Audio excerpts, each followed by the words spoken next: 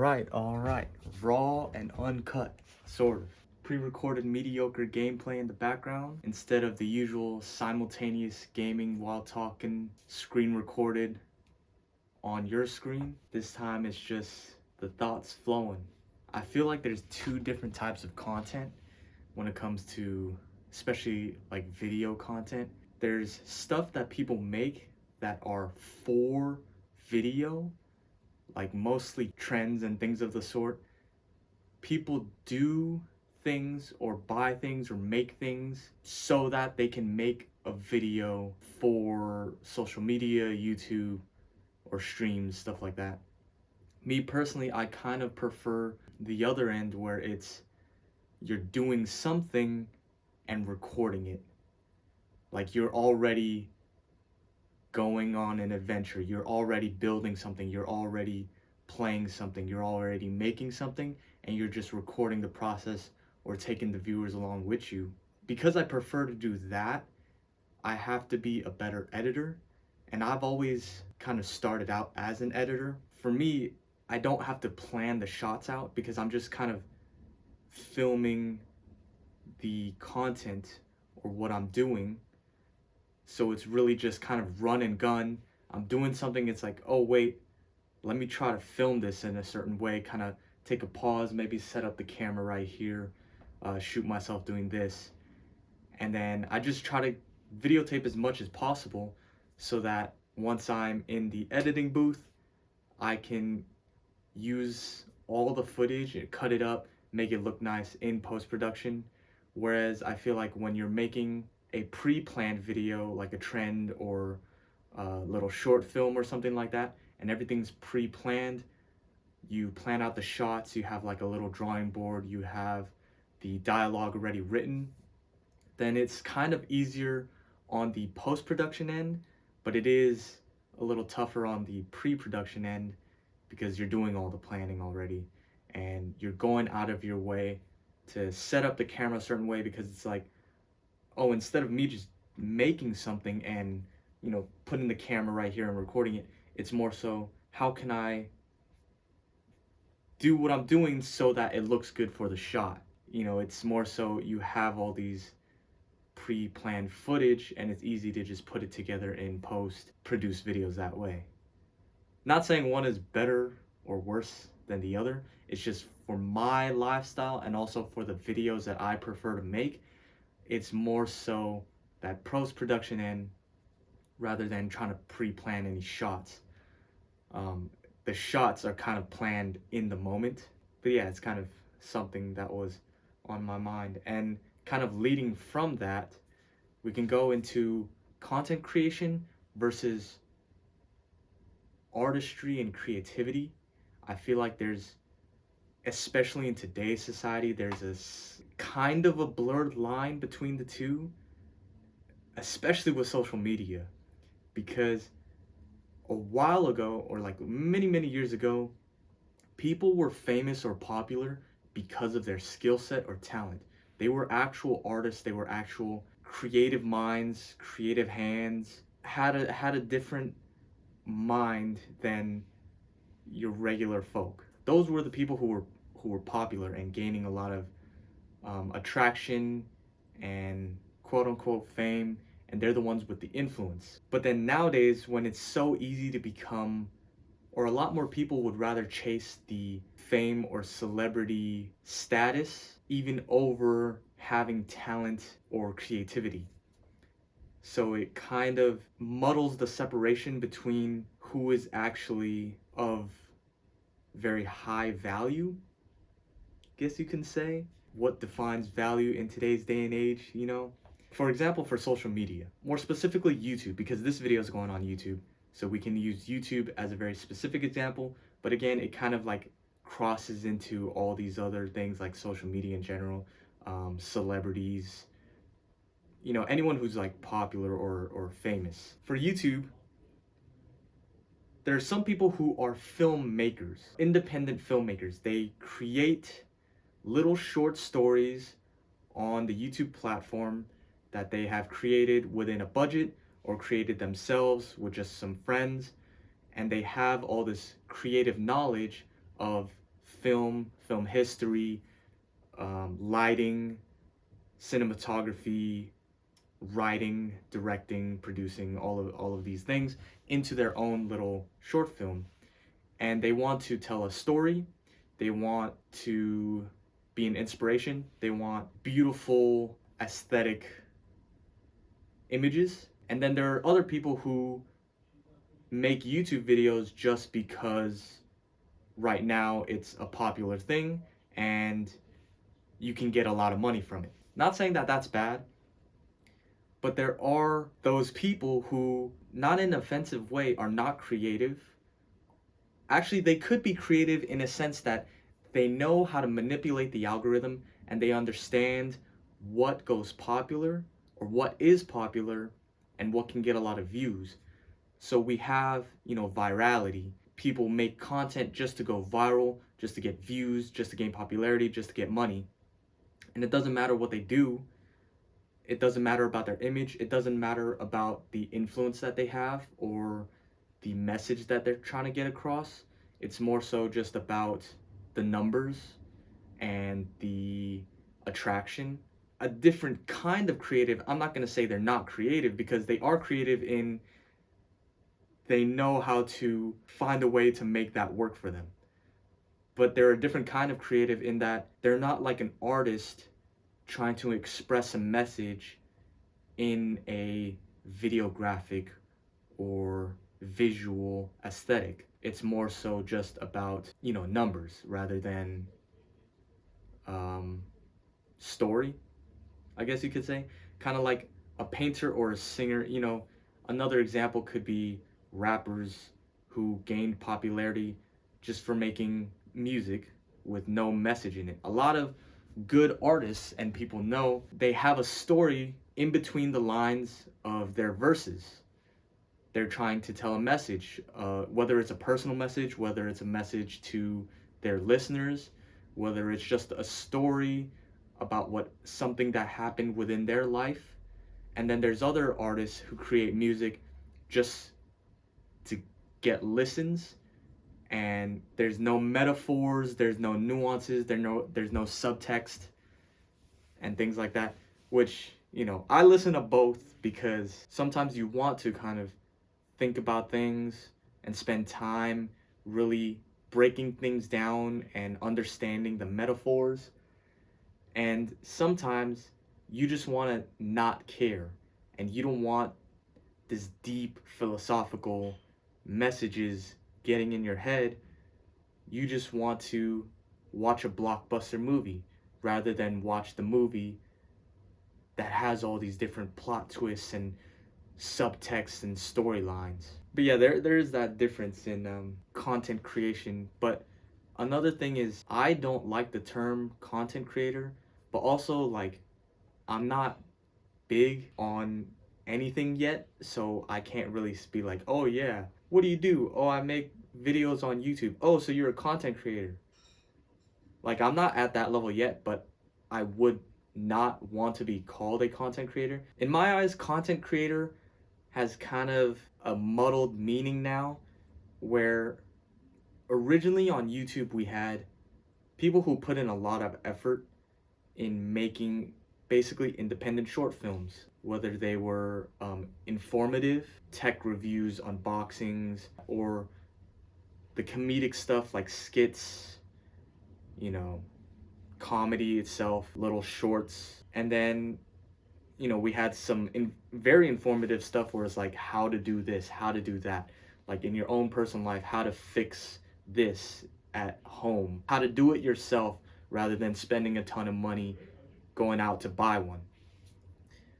And then once YouTube became more popular and people realized how much money YouTube actually brings in or content creation brings in, a lot of people just manipulated the algorithm or found all the loopholes where it's like, oh, I don't need to be a talented individual. I don't need to be super creative. I don't need to be an artist.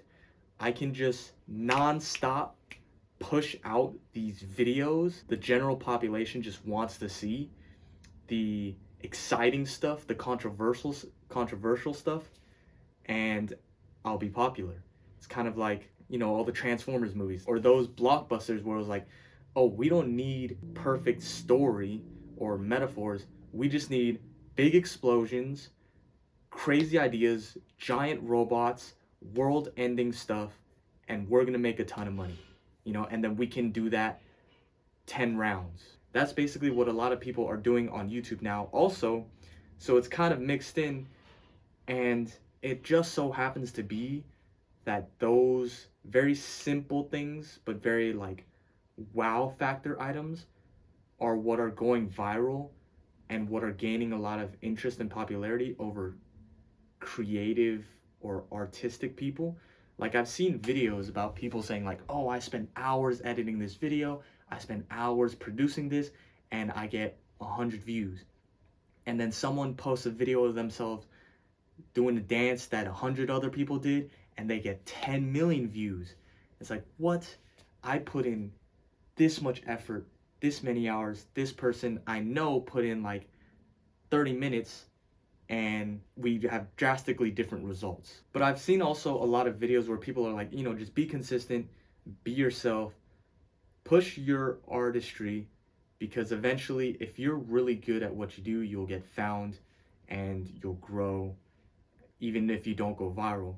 And going viral isn't necessarily very good because I think I've said it before in a different video. I feel like this is, just generally true. The quicker you're here, the faster you go. A lot of people, when they go viral, don't know what to do with it and don't know how to hold on to it, and it disappears. So their name becomes the number one thing that people are talking about, and then a few weeks later, they're back to the streets. There are some people who can capitalize on going viral. Once they gain 1 million followers, how can you hold them and grow even further? Yeah.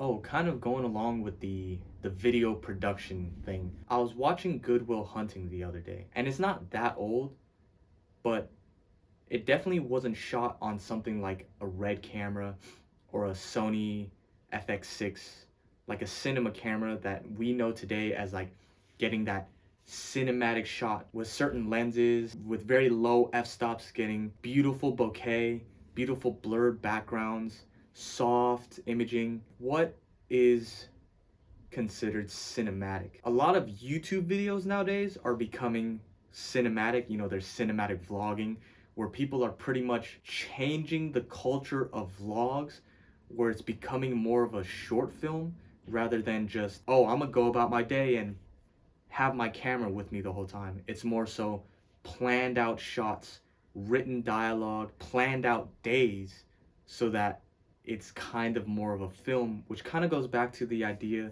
that I was talking about earlier, where there's the difference between doing something and recording it versus doing something for the video. And when you look at what's considered a cinematic vlog, you have obviously the cinematic camera, that look, very high resolution, blurred background, really good depth of field, and also the lighting, the composition.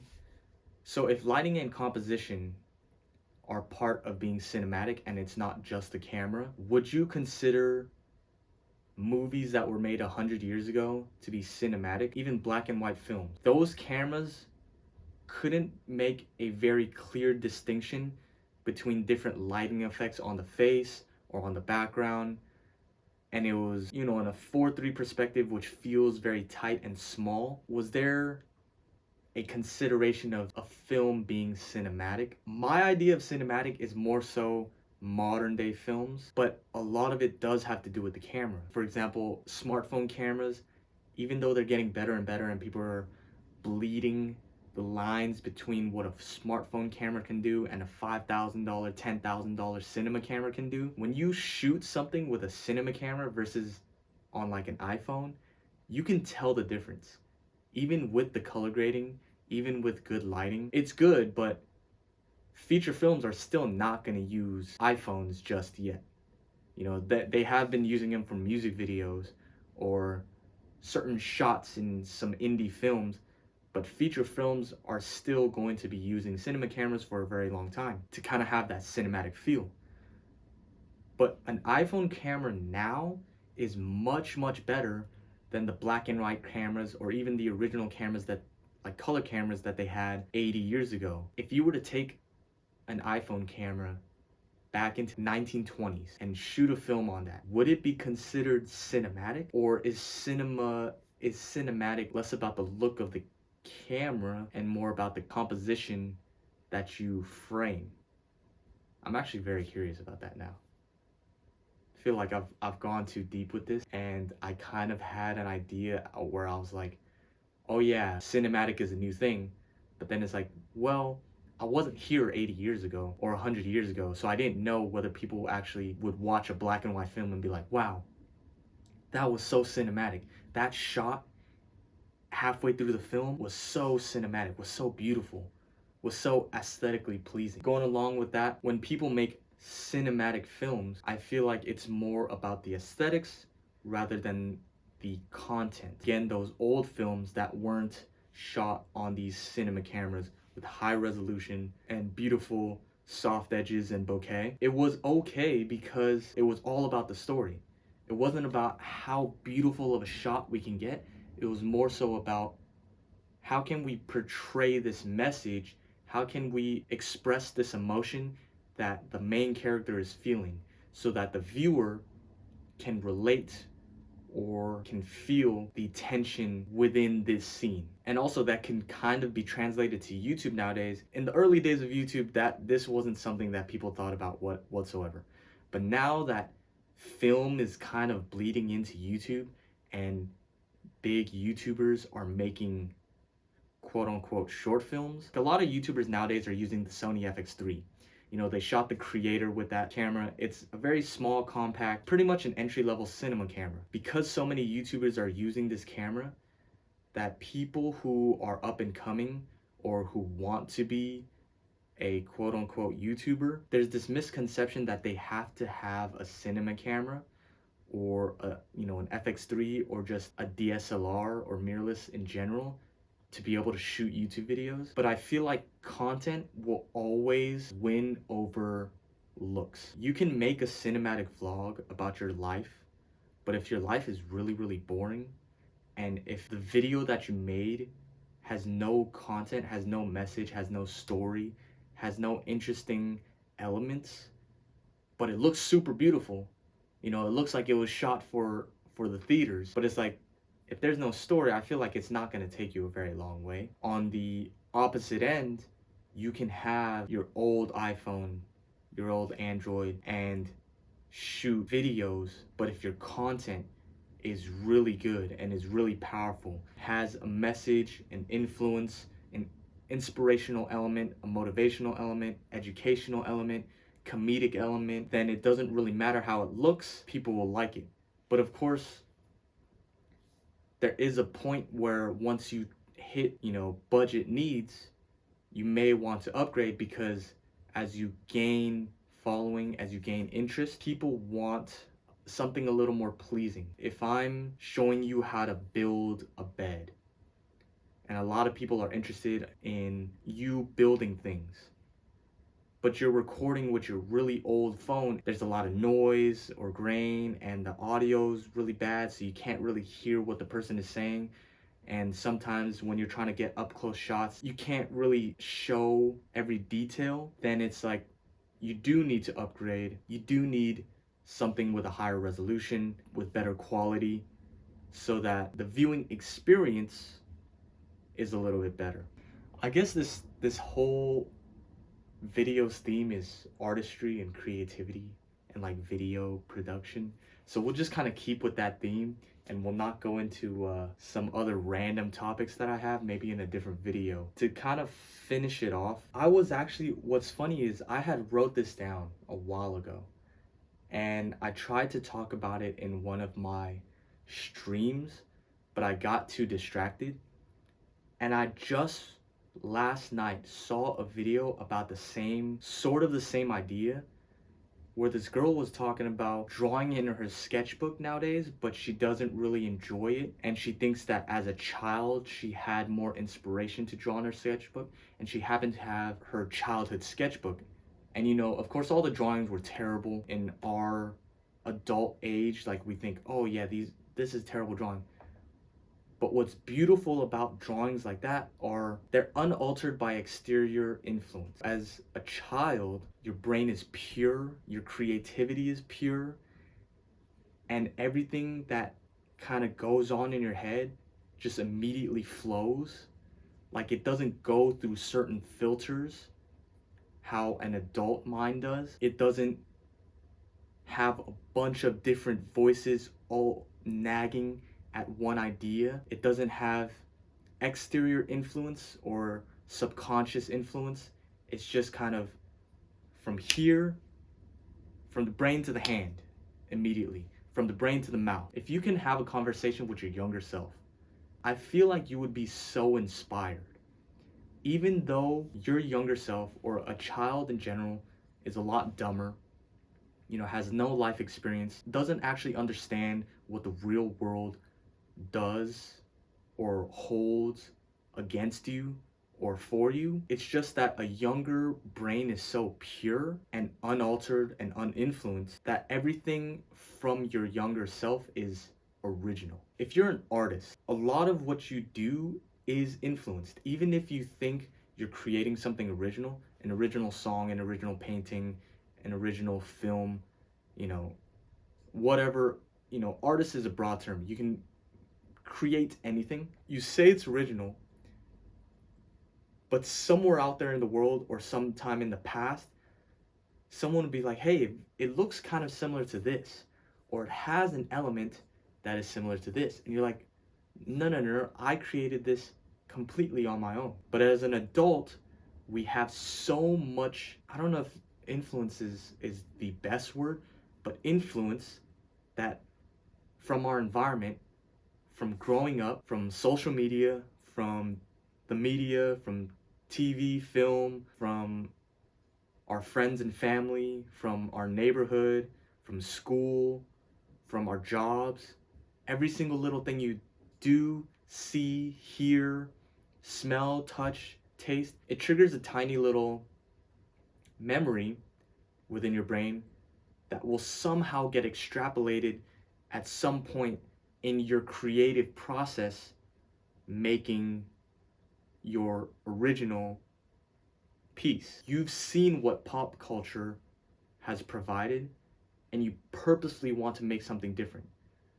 Or you've seen what pop culture has provided and you purposely want to put all of that into one cohesive piece. But as a child, you have a lot less of those little memories that are influencing your decision making and a lot less knowledge of the popular culture creativity. You're a lot more original, but you're also very easily highly influenced. That's why when we look at a sketchbook from our younger selves or look at little crayon drawings, even though as a child, you didn't have the artistic hand or mind. You were just expressing original thought. You see something, gets processed in your brain, out onto your mouth or your hand on the paper. Whereas the older you get, you see something, gets processed in your brain for a lot longer. And as it's being processed in your brain, all these other influences from your past, from the media, from every experience you've ever had, every environment you've ever been in, those influences touch your idea a little bit. And your idea gets manipulated and changed. So by the time it does reach your mouth or your hand and onto the paper, it's been highly altered. Maybe not everyone's like that, but I feel like that does affect a lot of people. Even my building in Minecraft, it's all influenced by builds that I see from other gamers or YouTubers. Whereas when I first started as a child, when Minecraft was kind of a new thing and there weren't a lot of YouTubers and there weren't a lot of people building stuff yet, there isn't any exterior influence, so you have to create from your own mind. So I feel like I was very creative and I expressed a certain way of building this thing, or like, oh, can I build my house in Minecraft? And if I do, how would I do it? What textures or blocks would I use to mimic the textures in real life? It was almost completely original. It may not have been quote unquote beautiful, but it was original. You know, like the children's sketchbook. But nowadays, there are so many videos of like how to build this, or like building a giant castle, building this, building that, how to use certain textures to mimic certain things in real life. And there's so much of that around that even if you try to create without looking at something, you having had seen an image one time in your head, it'll stay in your head. And when you go about building something, that image is gonna kind of brush your creativity, brush your idea, get a little bit of that influence into your creation. But yeah, I don't know how long is this video? Oh, it's only like 38 minutes, but cut out some of the repeats, cut out the pauses, probably get it down in less than 30 minutes. Yeah, I'm gonna name this video Shower Thoughts, because I feel like I'll actually be in the shower, you know, just thinking, and then like an idea pops up, and I'm like, okay, that would be a cool idea to talk about in a video. And once I get out the shower, I write it down on my phone, and I have it on a list right here in my little sketchbook, pretty much raw and uncut. Not really uncut, because it is going to get cut up in post, but you know, thank you for watching. If you got questions or concerns of your own, make sure to hit the comments with it. Or if you'd like to have more of an in-depth conversation while these thoughts are flowing, and like interrupt and be like, wait, that idea is wrong, or what about this, or what about that, you know, you can hop on the stream where we just let the yapping go and the mouth run. But yeah, that's it.